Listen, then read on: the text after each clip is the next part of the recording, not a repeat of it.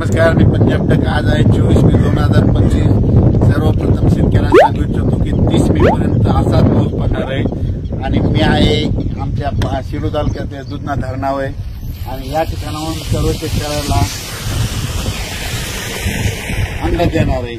तर हे आहे दुधना धरण, आमच्या शिरू तालुक्यातलं दुधना धरण आहे आणि या ठिकाणाहून माझ्या महाराष्ट्रातल्या शेतकऱ्याला अंदाज देणार आहे की राज्यामध्ये 30 तारखेपर्यंत असाच भाग बदलत पाऊस पडणार आहे म्हणून हा अंदाज लक्षात येतात। पण राज्यात सांगायचं झालं तर सर्व शेतकऱ्यांसाठी आनंदाची बातमी, 1, 2, 3 जूनला राज्यात सूर्यदर्शन होणार आहे, पाऊस विश्रांती घेणार नाही, वरून राजा रजेवर जाणार आहे म्हणून हा अंदाज लक्षात येतात। म्हणजे सांगायचं झालं तर 1 जून, 2 जून, 3 जूनला वरून राजा विश्रांती घेणार आहे, रजेवर जाणार आहे म्हणून हा अंदाज लक्षात येतात। माझी सर्व शेतकऱ्याला विनंती आहे 1, 2, 3 जूनच्या नंतर ऊन पाडल्याच्या नंतर तुम्ही काय करा, तुम्ही संपूर्ण शेताची कामे आटपून घ्या, कारण की त्यावेळेस उघाड पडणार आहे। नंतर परत 5-6 जूनच्या नंतर थोडं तुरळक कुठेतरी पाऊस चालू राहील।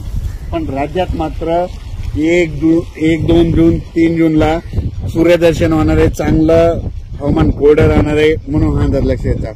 पण राज्यात मात्र आता 27, 28 आणि 29 मेला म्हणतं ठिकठिकाणी मुसळधार पाऊस पडणार आहे, भाग बदलत पडणार आहे म्हणून हा अंदाज लक्षात येतात। राज्यात दररोज वेगवेगळ्या भागात 2-2 दिवस पाऊस मुक्काम करत जाणार आहे म्हणून हा अंदाज लक्षात येतात। पण राज्यात मात्र 30 मे पर्यंत असंच पावसाचं वातावरण राहणार आहे म्हणून हा अंदाज लक्षात येतात।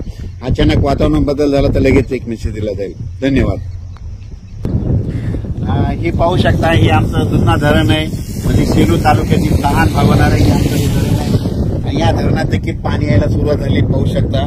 पण राज्यात मात्र सर्व शेतकऱ्यांसाठी आनंदाची बातमी, 1 जून, 2 जून, 3 जूनला सूर्यदर्शन होणार आहे म्हणून हा अंदाज लक्षात येतात। म्हणजे वरून राजा विश्रांती घेणार आहे, शेतकऱ्याला कामं करण्यासाठी विश्रांती घेणार आहे म्हणून सर्व शेतकऱ्यांनी हा अंदाज लक्षात येत आहे। मी आहे जालन्याकडे जात आहे आणि परतूर मार्गे जात असल्यामुळे या दुधना धरणावरून या शेतकऱ्यासाठी अंदाज दिलेला आहे।